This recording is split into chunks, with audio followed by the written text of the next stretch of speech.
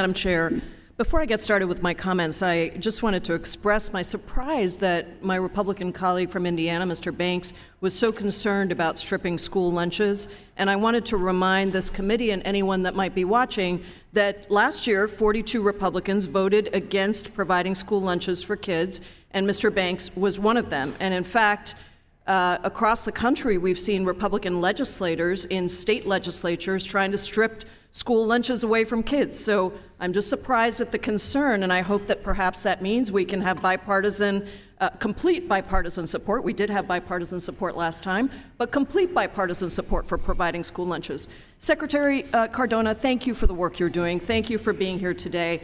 Higher education of all kinds is no longer affordable for many Americans.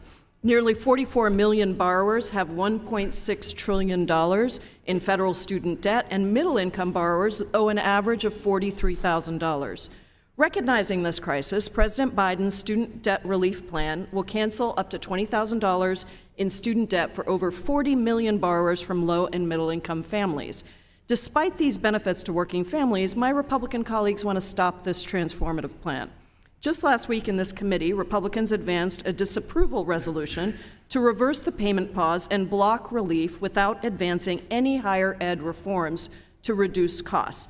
And because there's a lot of misinformation from my colleagues across the aisle, I think it's important to correct the record and run through exactly who would benefit from the administration's student debt relief plan. Is it correct that 90% of 90% of recipients of this plan earning less than $75,000 would benefit? That is true, and some are Republican. Some are Republican, yes. I'm going to get to that, actually. And what's the income cap on beneficiaries that would benefit? $125,000 would be the cap. So no one earning above $125,000 is going to benefit. And relief isn't just among younger working Americans, right? How would older retired Americans benefit from debt relief? Yes, older folks who have debt would also benefit from this, so it's not just intended for the younger folks. In fact, older Americans owe a quarter of federal student debt, and 7 million borrowers age 50 and up either owe or are paying for a loved one. Is that correct? That is correct. We know that 1 in 6 Americans living in rural areas, represented by many of my colleagues across the aisle, have fallen into delinquency or default. Tell us about the rural borrowers who would benefit from the debt relief plan. Yeah, I've visited rural communities and spoken to educators and folks who are trying to get back on their feet after the pandemic in rural communities. I would argue rural communities were impacted maybe more significantly due to lack of access to broadband and other things. So this would definitely help them get back on their feet as well. It's clear that the administration's plan to cancel student debt would be far-reaching and targeted at those most in need. And I just find it a stunning hypocrisy that my colleagues across the aisle might want to stop this plan, even as we know of at least 12 Republican members who oppose this relief but received $22 million in total from PPP forgiveness. And Madam Chair, I'd like to enter into the record a list of Republican members of Congress whose PPP loans were forgiven. This is from the Center for American Progress Action, and a list of the Ed and Labor 118th members from the Debt Collective that shows what they paid for college when they went and what it costs today, as well as includes those members who got PPP loans forgiven by the government. Without objection. Thank you.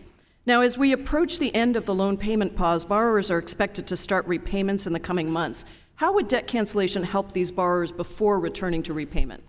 It would cancel out debt for many, up to 20 million borrowers would no longer have debt and would be able to get back on their feet. Again, it's important to remember the purpose of this was to prevent defaults and make sure that folks are not worse off now than they were before the pandemic.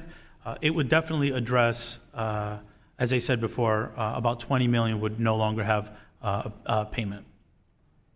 And this resolution that Republicans advanced out of committee that would block critical relief and retroactively end the payment pause between September and December of last year, how feasible would it be for servicers to prepare and prevent borrowers who are expecting the pause to end later this year from defaulting? That would increase the likelihood of default significantly.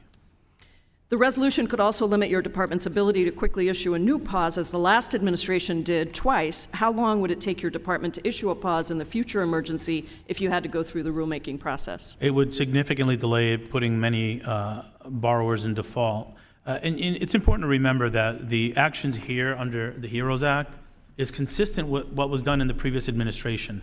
We are using the HEROES authority that I'm given, and I use that waiver. There was no objection in the last administration. There shouldn't be any now. That's right. Thank you so much, Secretary Cardona. I really applaud the work you and your department have done and continue to do for all our students across the country. Madam Chair, I yield back. Thank you, Ms.